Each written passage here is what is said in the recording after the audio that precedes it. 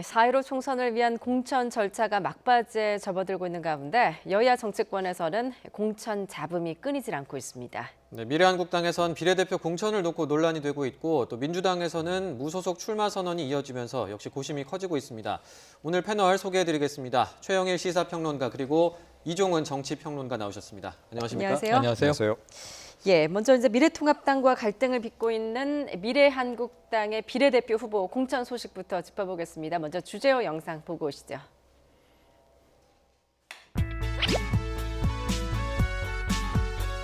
어떤 이유로 좀 임명하셨다 이런 말씀하시던가요? 글쎄 그냥 뭐 이심전심으로 하신 것 같은데 별 얘기는 없고. 미래한국당에는 우리 자유한국당에서 경지를 옮겨 합류한 분들이 많은데 어디에 있든 마음은 한결같다고 생각합니다.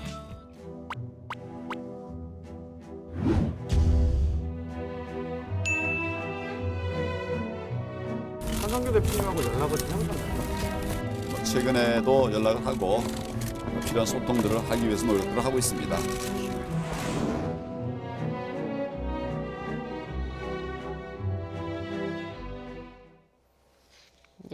미래한국당 비례대표 후보 명단을 공개했는데 보니까 이제 통합당에서 영입한 인재가 한 명 있더라고요. 네네. 그 명단 어떻게 평가하십니까?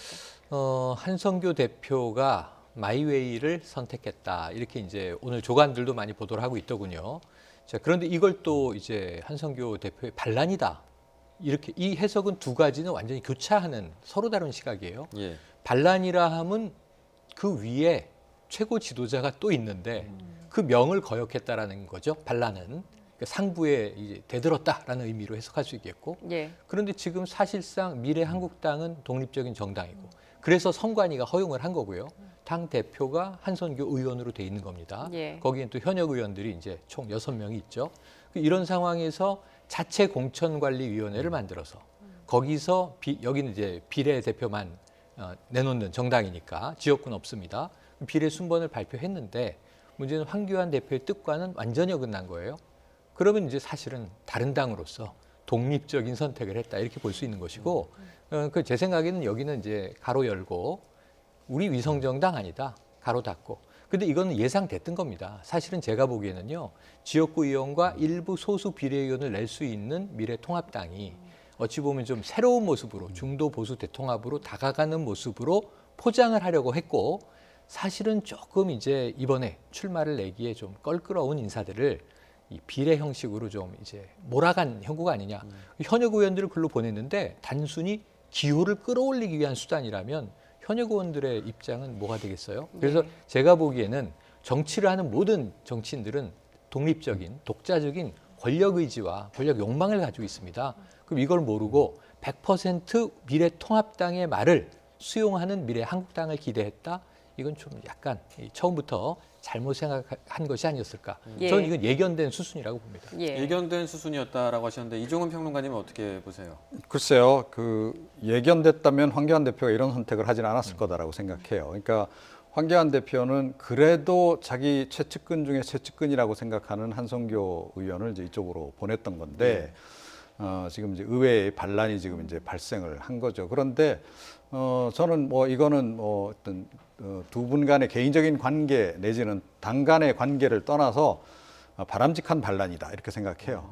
그러니까 위성 정당을 만든다는 프로젝트를 기획한 것 자체가 그동안 꼼수 논란도 많았습니다만 그게 사실은 비정상이고 그런 거 아니겠습니까? 그리고 이제 편법인 것이고 그래서 그냥 차라리 이번 기회에 이렇게 된 김에 그냥 각자 자기 정체성을 가지고 개별 정당으로 그냥 활동하는 방향으로 가라. 그게 오히려 그러니까 지금 이제 편법을 편법을 좀 극복하는 길이 아닌가 오히려 그렇게 생각합니다.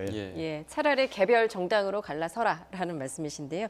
자, 황교안 대표는 이제 명단 공개 직전까지도 이 내용을 전혀 알지 못했던 것으로 지금 알려지지 않았습니까? 실제 명단을 받자 굉장히 경로한 것으로 알려졌는데 자체 비례대표를 낼 가능성도 시사를 했습니다. 직접 들어보시죠. 가능합니다. 불가능하지 않습니다. 그리고 가급적이면 우리가 계획한 대로 구상한 대로 정상적으로 자매정당이 만들어질 수 있도록 그렇게 노력을 하겠습니다. 한선교 대표나 공병호 위원장이나 이제 어느 누구도 지금 황교안 대표랑은 소통을 하지 않는 것으로 좀 알려지면서 네, 이게 네. 결국에는 황교안 대표였던 리더십 문제로 귀결되는 모양새인 것 같아요. 그거는 어쩔 수 없죠. 예. 당연히 그렇죠. 이 미래통합당 자체적으로 비례대표를 낼 수 있다. 물론 낼 수 있죠. 그런데 지역구 의원을 많이 당선시킬수록 비례의원은 못 가져가는 구조잖아요, 현재. 그걸 우리가 준연동형으로 선거제 개정을 할 때 이미 다 짚었던 거고. 그래서 아주 특이한 형태의 비례정당 혹은 위성정당이라는 이름의 정당 지지는 저쪽 당으로 몰아주십시오. 비례는 저쪽 당으로 다 당선시키고 지역구는 우리 모당이 다 당선시키겠습니다. 그래서 합쳐서 의석을 극대화하겠습니다라는 전략인 거잖아요. 그러니까 전략 자체는 뻔한 것이고 그다음에 그걸 지금 스스로 자매정당이라고 부르고 계세요. 황교안 대표가. 그러면서 제가 지금 깜짝 놀란 얘기는 뭐냐면 정상적으로 바로잡겠다. 그러니까 우리 말을 듣는 게 정상인데 지금 아까 이 박사님 말씀하셨지만 바람직한 반란을 일으켰다고 했는데 이 비정상인 거예요. 예. 모당의 입장에서는. 왜? 우리가 원하는 인물들을 당선권에 이제 배치하지 않았으니까. 예. 그러니까 이 논란은요. 처음부터 단추가 잘못 꿰어진 겁니다. 그러니까 이제 하나의 정당이 비례도 내고 지역구도 내고 하나의 리더십 하에서 하나의 기치, 하나의 이 총선 정책 그리고 총선 전략 이렇게 움직여야 되는데 예. 이 어찌 보면 이제 쉽게 말씀드리면 이게 소사장이라고 초기에 불렀잖아요. 업체를 하나 분사를 시켜놓고 예. 거기에 이 모 기업 회장의 말을 잘 듣는 소사장을 앉혔는데 사실은 욕심이 생기는 겁니다. 장사가 흥행이 될 것 같으면 만약에 흥행이 안 될 것 같으면 사실은 반란을 안 일으키죠. 그래서 제가 보기에는 한선교 대표의 지금 또 공병호 위원장의 내심에는 아마 이 기준선이 있을 거예요. 그건 네. 뭐냐면 전 20석이라고 봅니다. 20석. 시뮬레이션도 묘하게 잘하면 20석이 넘고 잘 안 되면 이제 한 10석 남짓 가져가고 지금 이런 결과치들이 나오고 있어요. 예. 독자적으로 원내 교섭단체를 꾸릴 수 있다면 우리는 미래통합당 아쉽지 않고 독자적 보수의 길로 가도 좋다. 어찌 보면 이건 합쳐져도 문제입니다. 합치면 어떻게 되냐면 개혁보수로 간다고 중도까지 붙여서 중도 보수 대통합을 했는데 사실은 친박 그룹이 돌아오는 거거든요. 이건 과거 이 총선에서 계속 봐왔던 거기 때문에 그럼 또다시 내부에서는 개파 논란이 불거질 것이고 그러니까 지금 의석을 늘리는 것만이 능사가 아니라 21대 국회를 어떻게 구성해서 4년을 이끌고 가려고 하는 전략은 부재했던 것 아닌가 하는 좀 이 안타까움을 지적하지 않을 수 없습니다. 예. 지금 이제 비례대표 공천 명단이 이제 확정된 건 아니고 이제 내일 미래한국당 최고위에서 이걸 이제 공천관리위원회 그렇죠. 재심의를 요청할지를 결정을 한다고 하는데 근데 이제 과연 바뀔지 이건 좀 두고 봐야 될 것 같습니다만 좀 이제 공병호 공천관리위원장의 말을 좀 들어보면 좀 우리가 전망을 해볼 수 있지 않을까 그렇죠. 싶은데 관련 발언 잠시 들어보고 오시죠. 서로가 바라보는 인재상이 다를 수밖에 없기 때문에 필연적으로 다른 인선 결과가 도출될 수밖에 없습니다. 미래통합당 인사들이 섭섭해할 수는 있지만 반발하는 이유는 객관적으로 이해하기가 어렵습니다. 네, 이해하기 어렵다. 그러면 이제 만약에 공천관리위원회에 뭐 재심을 요청하더라도 바뀌지 않을 가능성이 높은 건가요? 어떻게 보세요? 그렇죠. 그러니까 이분 말씀 그대로 좀 우리가 이렇게 이해를 해보면, 그러니까 이런 그 반응이 나올 거 알고 그냥 우리는 결행한 거다 이 얘기를 지금 하시는 거잖아요. 그런데 굉장히 그것도 이제 방향성과 의지를 가지고 결행한 건데, 그건 나름 이제 미래한국당이 이렇게 가야 성공한다. 뭐 이런 판단하에서 지금 이제 그런 결정을 내렸다는 거 아니겠어요? 네. 그러니까 거의 뭐 확신범 수준입니다. 이런 정도 같으면 다시 되돌릴 가능성은 없지 않나 이렇게 생각합니다. 예. 예. 최길 시사평론가님도 같이 지금 이제 동의하십니까? 지금 공 위원장님 말씀 잠깐 자막으로 나왔습니다만 지금 이 이야기를 자 만약에 내일 최고위에서 막 번복한단 말이에요. 전 예. 두세 명 정도는 바꿀 가능성도 있다고 봐요. 이 정도로 한번 절충안을 시도해 볼 가능성은 있는데 예. 문제는 지금 황교안 대표가 두세 명 순번 바꿔서 지금 해결될 문제가 아니거든요. 예. 왜냐하면 인재 영입한 이 순서가 당선권 밖으로 보여지는 21번 아래로 쭉 깔려 있습니다. 물론 이제 한두 명 무슨 얘기냐, 우린 위에 배치했다, 면접을 만점도 줬다 이런 얘기도 나오지만 네. 그건 굉장히 구색 갖추기의 이제 입장이고요. 여기서 한 10명을 바꾸면 어떻게 되는지 아십니까? 그럼 지금 발표된 순위에 상위에 있던 사람들은 어떻게 되는 거예요? 그럼 우리는 자, 이 순번으로 밀고 갑니다 했다가 또 당선권 밖으로 누군가를 올리면 누군가 내려가야 되잖아요. 예. 이게 뭐냐면 학기 말에 학점을 줬는데 교수님 제가 왜 C입니까? 제가 왜 D입니까? 아 그런가? 다시 보고 B나 A로 올려주면 다른 학생 A, B를 받았던 학생이 C, D로 내려간단 말이에요. 예. 이게 될까요? 이럴 때 진짜 반란이 일어나는 겁니다. 사실은. 예. 지금 뭐 하자는 겁니까? 이런 얘기 나오는 거거든요. 내일 못 바꿉니다. 많이 못 바꿔요. 예. 바꾸게 되면 어떻게 되는 거냐면 지금 공간이 새로 구성하려는 거 아니에요. 그럼 우리의 목을 치고 지금 이게 당신네 당이면 뭐 오너십을 지분을 주장하는 거면 당신의 대주주면 그럼 우리는 경영사장, 경영 이 월급 경영자라고 한다면 우리를 다 내치고 다시 한번 해보세요 이거거든요. 예. 지금 총선이 한 달도 남지 않았습니다. 지금 이미 파장은 터졌는데 여기서 봉합하지 못하면 사실은 걷잡을 수 없는 상태로 확전될 수 있다. 그럼 예. 이것은 지금 이제 상대당 여당과 싸워야 하는 제1야당이 지금 엉뚱하게 비례정당 만들어 놓고 모당과 자당이 싸우는 모습이 연출되면 예. 누가 표를 줄까요? 지금 심각한 상황입니다. 예. 먼저 사실 미래한국당의 어떤 독자 노선 가능성은 뭐 창당 때부터 제기돼 오지 맞습니다. 않았습니까? 그래서 결국엔 총선 후에 어떻게 보면은 독자 선언을 할 가능성이 현재로서 높아 보이네요. 어떻게 보세요? 그렇죠. 예. 그러니까 이제 20석 확보하게 되면 이제 조금 전에도 얘기가 좀 나왔습니다만 그냥 교섭단체 따로 꾸리고 예, 딴 살림으로 그냥 가는 거예요. 훨씬 더 정치적으로 이득이다라는 생각을 할 거고요. 예. 당선된 사람들도 당연히 그렇게 생각을 할 겁니다. 그러니까 뭐 지금 이제 이번에 그 미래한국당 공천하는 과정에서 500명이 넘게 지금 뭐 밀려든 거 아니겠습니까? 그 사람들이 다 나름 생각이 있어서 이제 공천 신청을 한 거고 그런 건데 그분들이 그야말로 뭐 미래통합당에서 다 지금 저기 신청하시오 해서 500명 보낸 것도 아니고 네. 그분들은 역시 또 자기 나름의 생각들이 분명히 있을 것이기 때문에 지금 공천관리위원장도 어떻게 할 수 없는 상황이 그때 또 벌어진다. 그렇죠. 그 20명의 그 20명 새롭게 탄생한 의원들에 의해서 예. 그 당은 굴러갈 가능성이 굉장히 높지 않나 이렇게 생각합니다. 아까 그 봉합 얘기를 하셨는데 이게 어떻게 식으로 좀 봉합이 될지 잘 모르겠어요. 어떻게 보세요? 근데 이거 봉합 어렵습니다. 안 될까요? 그러니까 왜냐하면, 그러니까 뭐 이제 황교안 대표하고 이제 한성교 대표가 이렇게 서로 협의를 해서 뭐 순번을 좀 바꾼다든지 이렇게 만약에 했다고 전제를 하자고요. 예.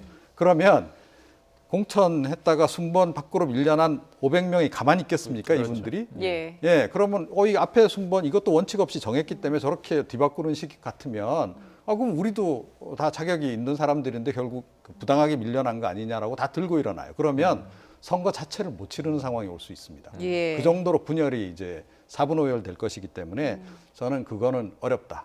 그리고 그걸 당연히 알고 한성교 대표나 공병호 위원장이 결정을 내린 것으로 저는 그렇게 보고 있습니다. 예. 예, 지금 현재로서 봉합은 어렵다라는 분석이신데, 이제 뭐 미래한국당은 이제 엄연히 법적으로는 좀 별개인 정당 아닙니까? 근데 법적으로는 황교안 별개죠. 대표가 이렇게 이제 뭐 공천에 네. 개입하는 모양새가 되는 게 이제 좀 부담일 수도 있고, 실제 뭐 어떤 네. 선거법 그적으로 좀 문제는 없는 건가요? 부담에서 한 발 더 나가면 예. 이건 선거법 위반 소지가 분명히 있고요. 예. 불법이 될 수 있습니다. 지금 뭐냐 하면 우리가 비례정당, 위성정당 얘기하자면 이제 스스로는 저분들이 형제정당, 내지 뭐 자매정당 이런 좀 애둘러 표현을 하고 계신데 사실은 선거 돌입하면 자 그럼 지역구는 우리 미래통합당 후보를 뽑아주시고 정당 지지는 미래한국당으로 해서 비례의석을 극대화시켜 주십시오라고 말하면 선거법 위반이에요. 예. 왜냐하면 다른 당에 대한 지지를 지금 호소한 거잖아요. 이런 일은 선거에서 있을 수 없는 일이죠. 그래서 문제는 다른 당의 후보를 공공연히 지지하거나 혹은 뭐 다른 당과의 관계성을 가지고 강화하면 이건 굉장히 위험한 일입니다. 그래서 지금 우리는 다 공공연히 비례정당이라고 하는 것은 정당 지지를 절로 다 몰아달라는 거구나. 예. 우리가 여론조사도 해봤습니다만 상당히 많은 기존의 자유한국당 지지층들이 그렇게 할 준비를 하고 있어요. 왜냐하면 그래야 지금 여당보다 야당이 더 많은 의석을 가져가서 제1당이 탄생할 수도 있고 혹시 잘 되면 뭐 과반이라도 넘는 거 아니냐. 그것 때문에 사실은 대통령 탄핵까지 거론하면서 어찌 보면 지지층을 좀 결집시키고 선동하는 발언들도 나왔었단 말이죠.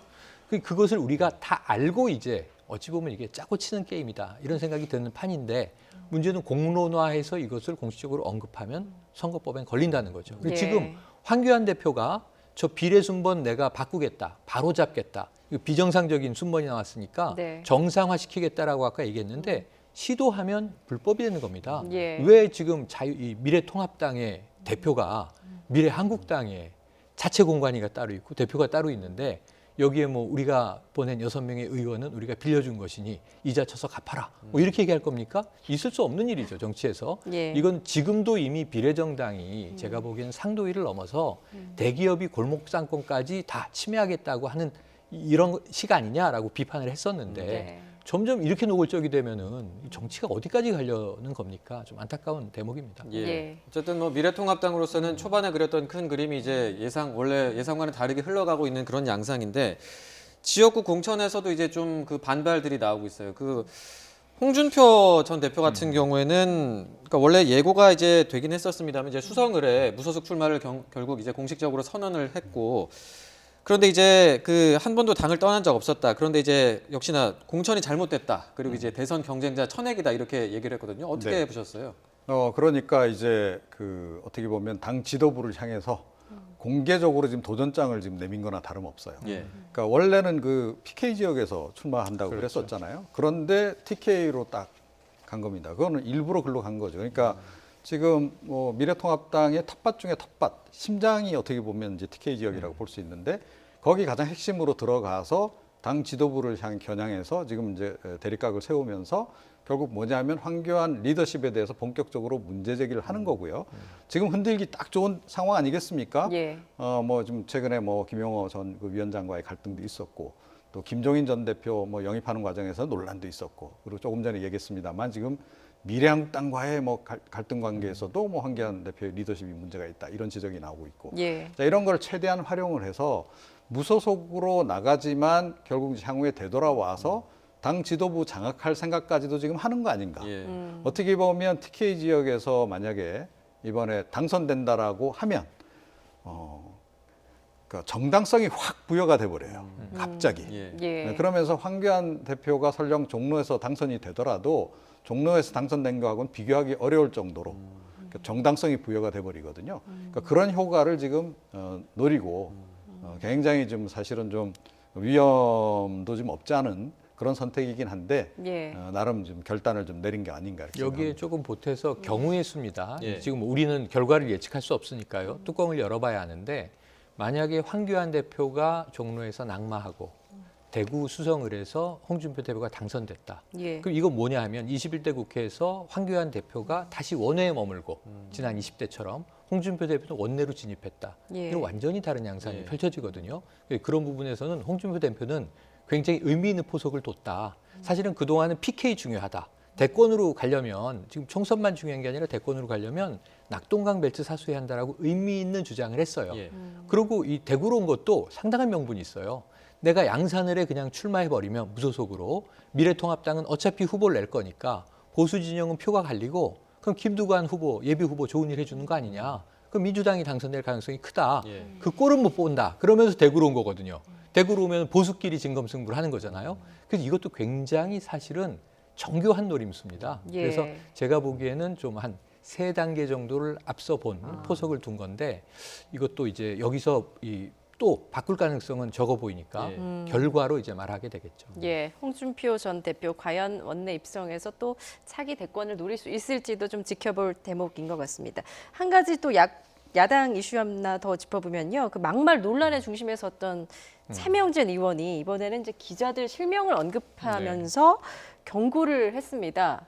뭐 어떤 논란인가요? 글쎄요, 근데 예. 막말로 이 한마디 흔히 하는 얘기로 뜨신 분이잖아요. 그리고 지금 뭐 그러니까 의원 신분이 아닌 시절에도 사실은 그 막말을 계속 지속적으로 하면서 본인의 존재감을 알려온 거예요. 왜 그랬을까요? 그러니까 이게 이제 뭐 반대 진영에서는 굉장히 반발을 많이 유발하고 예. 논란이 많이 되지만 자기는 핵심 지지층들 사이에서는 박수 받을 수 있는 소리다라고 지금 생각을 해서 의도적으로 계속 그렇게 한 겁니다. 그러니까 예. 나름 투자를 해온 거죠. 자, 그래서 이제 이번에 어떻게 보면 본인 입장에서는 그 결과물을 이제 얻게 된 거나 이제 다름이 없는데 문제는 이제 당 지도부 내지는 이제 공천관리위원회죠. 그러니까 이런 경우를 어떻게 좀 이제 관리를 했어야 하는가 하는 문제인데 더불어민주당 같은 경우에는 뭐 이 최근에 보면 계속 위험 요소를 줄이는 식의 공천을 하려고 애를 썼잖아요. 그죠? 논란이 되는 인물들, 뭐 김의겸 전 뭐 청와대 대변인 비롯해서 다 이렇게 출마를 좀 무마를 시키고 이런 식으로 이제 정리를 해왔는데 이 지금 미래통합당은 그것도 좀 제대로 안 된 거 아닌가 좀 이런 생각을 좀 하게 되고 이게 실제로 본선전이 벌어졌을 때 과연 유리한 변수로 작용할까 그런 좀 의문은 좀 드는 거죠. 예. 어떻게 보면 노이즈 마케팅인데 이제 그게 얼마나 통할지는 이제 네, 뭐 유권자들이 선택하실 문제인 맞습니다. 것 같습니다. 예. 자, 이번에는 이제 여권으로 좀 가보겠습니다. 민주당은 이제 공천 탈락한 인사들의 잇따른 무소속 출마로 골머리를 앓고 있는데요. 당내 잡음이 커지자 무소속 출마하는 후보들을 영구 제명하기로 했습니다. 관련 영상 보시죠.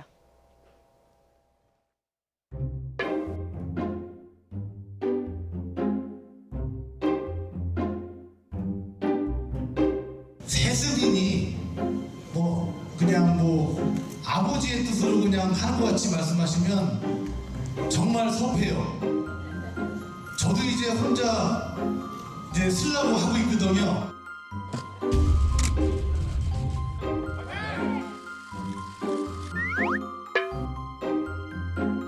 저는 선당후사가 아니라 성공후사. 나라를 위해서, 의정부시를 위해서 제가 감히 나오겠다고 선언을 한 것입니다. 선당 후사의 정신은 어디 가고 선사 후당으로 말이 바뀌는 것은 정치적 신의가 아닐 것입니다.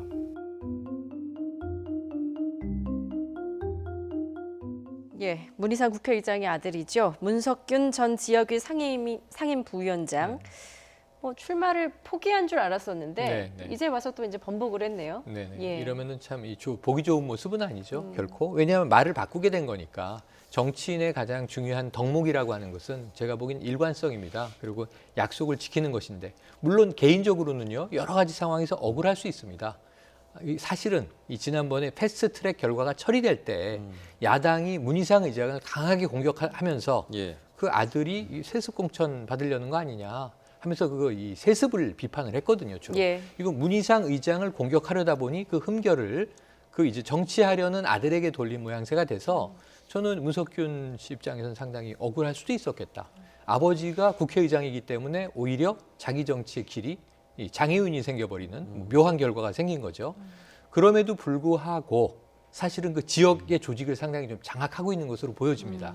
그런데 자기가 다져온 것들을 내려놓고 정치의 뜻을 좀 미루자니 상당히 억울했던 것 같아요. 이런 예. 경우는 뭐냐면 굉장히 이 개인적인 욕망이 앞선 겁니다. 그래서 제가 보기에는 왜 정치를 하려고 하는 것인가? 정말 의정부의 유권자들이 다수가 원하고 있는가? 그럼 무엇을 내가 이 지역의 토박이로서 정말 이 박힌 돌 굴러온 돌 싸움을 만약에 지금 한 것처럼 한다면 이 지역과 아무 연고가 없는 사람이 전략공천으로 왔는데 제대로 정치하겠느냐라고 한다면 컨텐츠로 승부를 걸어보면 돼요. 근데 예. 문제는 그럼에도 불구하고 지금 당의 입장에서는 상당히 문석규 씨의 무소속 출마는 상당히 부담이 되는 상황이거든요.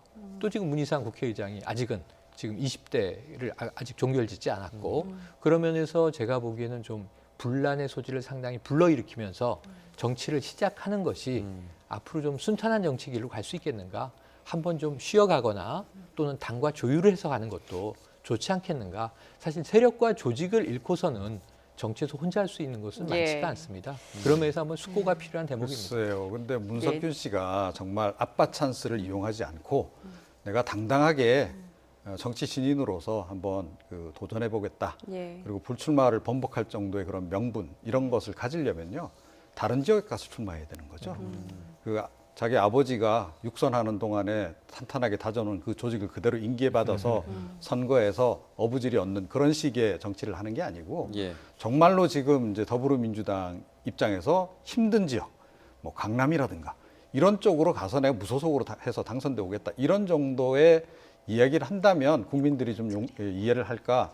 지금은 이거는 누가 보더라도 아빠 찬스 이용하는 거다. 이렇게 예. 볼 수밖에 없다 이렇게 생각합니다. 지금 두 분 말씀 중에 속보가 들어왔습니다. 11조 7천억 규모로 여야가 합의했던 코로나19 추경안 결국 국회 본회의를 통과했다라는 소식이 들어왔는데요. 국회는 이제 오늘 본회의를 열고 대구 경북 지역 긴급 지원 그리고 소상공인 지원 등을 포함한 추경안을 의결했다라는 속보가 들어와 있습니다. 예. 그러니까 원래 정부가 냈던 추경안 규모는 이제 전체 숫자는 유지가 됐는데 네, 맞습니다. 세부적인 내용이 좀 바뀐 거잖아요. 네네, 이게 증액과 감액이 있는데요. 이 목적 예비비 같은 경우를 좀 삭감을 했고, 이 보다 더 지금 야당 의원들이 주장한 게 의미가 있는데 이번에 좀 이 극적인 타결에는 그래도 민주당은 빨리 타결하기로 원했고 지금 야당은 뭐 현미경 심사를 하겠다. 이거 선심성 또 현금 살포 아니냐 이런 이제 우려들도 나왔었는데 민생당의 김광수 의원이 상당히 기여를 했어요. 예결위 간사로 참여를 해서 그래서 지금 직접 지원하는 금액을 늘리자. 대구 경북으로 더 많이 보내자라고 하는 것은 야당 의원들도 주장을 했던 바고 미래통합당에서도 그렇게 요구를 했고 그래서 그 부분이 증액이 되면서 대구 경북 특히 취약계층 문제하고 자영업자 중소상공인에 대한 직접 지원 부분이 증액된 것 같아서 이것은 제가 보기에는 뭐 여당도 크게 문제 제기할 바 아니고 잘 합의가 타결된 것 같습니다. 예, 지금 이제 추경안 이제 속보가 들어왔으니까 한 가지 더 여쭤보면 이제 문재인 대통령 같은 경우는 이번 추경만으로 부족하다라고 이제 말을 하지 않았습니까? 그 향후 2차 추경 가능성에 대해서는 좀 어떻게 보십니까? 그러니까 문재인 대통령은 재난 기본소득을 하고 싶으신 것 같아요. 예, 그러니까 이제 김경수 지사가 이제 적극적으로 얘기했고 이재명 지사도 계속 좀 요구하고 있고 또 뭐 기초지자체 단위에서도 지금 그러니까 재난 기본소득까지는 아니지만 그러니까 좀 규모를 좀 축소한 상태에서 지금 이제 실행에 들어간 데도 있고 그렇고 이제 그런 상황인데 문재인 대통령이 비상경제 상황이라는 걸 거듭거듭 강조하시고 하시면서 결국 재난 기본소득을 도입하기 위해서 제가 보기에는 2차 추경을 지금 시도할 가능성이 높지 않나. 그와 관련해서 지금 명분 쌓기에 나서신 게 아니신가 이렇게 생각을 합니다. 예. 알겠습니다. 앞서 저희가 이제 민주당의 문희상 국회의장의 아들 문석균 씨 무소속 출마 관련 논란을 좀 짚어보고 있었는데 그러니까 아까 이제 분란의 소지가 있을 수 있는 그런 출마고 당과 좀 조율이 필요하지 않았냐 이런 말씀하셨거든요. 그 민주당 같은 경우는 이제 이런 경우에는 이제 영구 제명 방침을 밝혔는데, 그러니까 앞으로는 이렇게 무소속으로 출마를 해서 당선이 되더라도 복당 못한다 이거잖아요. 근데 그러니까 분란이라고 제가 말씀드렸지만 그 문석균 씨 외에도 뭐 민병도 의원도 사실은 이번 공천 탈락에 불복하고 재심 요구했지만 되지 않으니까 동대문 의뢰 자신의 지역구입니다. 지금 이제 무소속 출마하겠다 이런 사례가 지금 여럿이 나오고 있지 않습니까? 이게 공히 미래통합당도 그렇고 아까 또 이제 이번에 민주당도 그렇고 다 마찬가지로 공천 탈락한 중진 의원을 중심으로 무소속 출마가 적지가 않아요. 미래통합당 쪽은 아예 뭐 이거 무소속 연대가 등장하는 거 아니냐 이런 관측도 있는데 근데 민주당도 지금 골머리죠 사실은. 왜냐하면 분란이라는 표현을 썼지만 사실은 이게 해당 행위가 될 수 있습니다. 왜냐하면 둘 다 떨어져 버리는 경우가 나올 수 있거든요. 그럼 이건 사실상 의석을 가져올 수 있는 의석을 잃어버리는 해당 행위가 되는 거죠. 이런 경우에 혹여라도 무소속 출마한 중진이 그 지역 유권자에게 뭔가 더 이제 어필해서 당선이 돼서 배지를 단다고 하더라도 민주당으로 복당한다고 선거운동을 할 거예요. 저는 지금 공천 탈락했지만 이건 억울한 탈락이고 유권자 여러분의 힘입어서 제가 당선이 된다면 당당하게 민주당으로 돌아가겠습니다. 이렇게 선거하지 않겠습니까?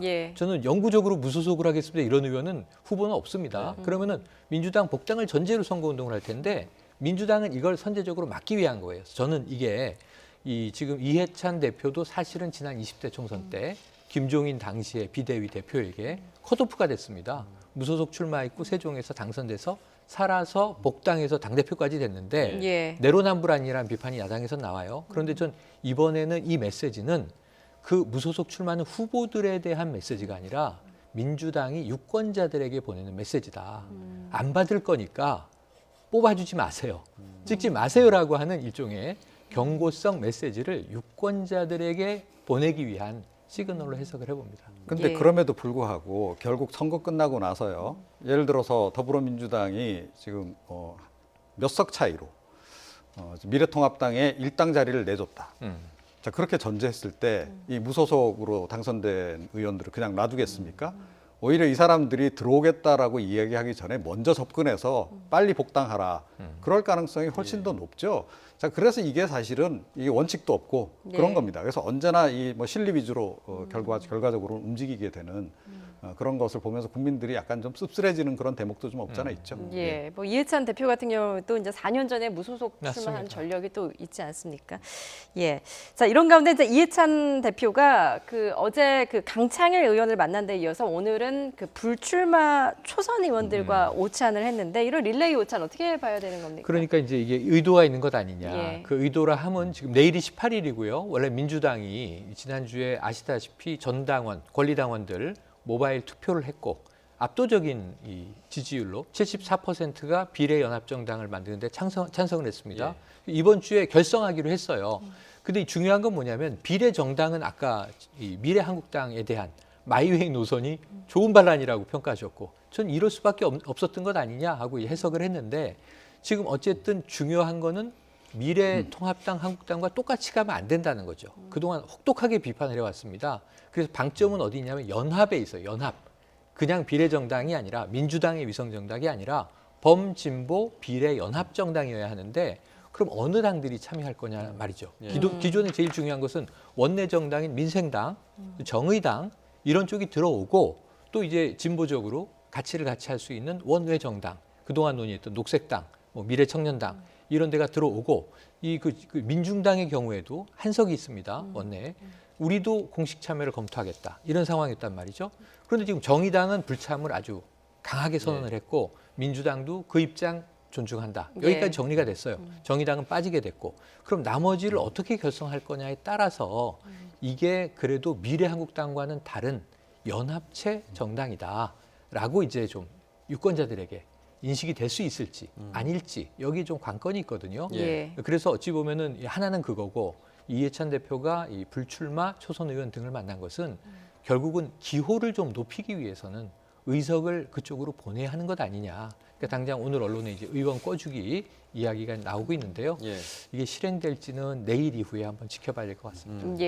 말씀하신 것처럼 남은 정당들이 이제 참여를 하느냐. 그러니까 뭐 플랫폼 정당이라고 해가지고 4가지 정당을 포함한 그 시민을 위하여 이 플랫폼 정당 외에 이제 뭐 민중당이라든지 뭐 녹색당 이런 당이 진보 정당들입니다. 함께 할 거냐. 근데 좀 함께 참여할 가능성은 어느 정도로 보세요? 근데 지금 오늘 또 극적으로 파트너를 바꿨잖아요. 맞아요. 그러니까 정치개혁연합, 그러니까 뭐 민중당 또 뭐 그 민생당, 녹색당 뭐 이렇게 다 해서 하려고 했던 그쪽하고 결별을 하고 갑자기 시민을 위하여 그쪽에 뭐 친문 뭐 이렇게 인사들이 좀 더 많다고 뭐 이렇게 알려져 있는 그쪽하고 이 파트너십을 확 바꿔버렸어요. 자, 그럼 이 파트너를 왜 바꿨을까 하는 건데 이게 제가 보기에는 2가지 영향을 미친 것 같아요. 그러니까 미래한국당을 딱 보니까 자칫 잘못하면 반란이 일어날 수 있다 하는 우려 하나 있고 그다음에 셀프 제명한 그 바른미래당 출신 의원들에 대해서 지금 법원이 제동을 걸었잖아요. 맞습니다. 자, 그런 상황이 되니까 연합정당으로 만들었다 나중에 이렇게 셀프 해산하고 그러니까 셀프 제명해가지고 각자 자기 당으로 되돌아가야 되는데 이거 어려워지는 거 아니야? 자, 이러면서 결국은 연합이라고는 말은 하지만 거의 독자 지금 비례정당을 만드는 쪽으로 지금 선택을 해버렸다는 거죠. 그런데 이거가 과연 바람직한지 그리고 이걸 또 연합이라고 과연 부를 수 있는 건지 좀 의문입니다. 알겠습니다. 지금 여야 그 정치권 소식 들어봤는데요. 정치권 여야의 셈법이 좀 점점 더 좀 복잡해지고 있는 있습니다. 것 같다라는 다음 생각이. 주에 대진표가 완성되면 조금 유권자들 입장에서는 깔끔해지겠죠.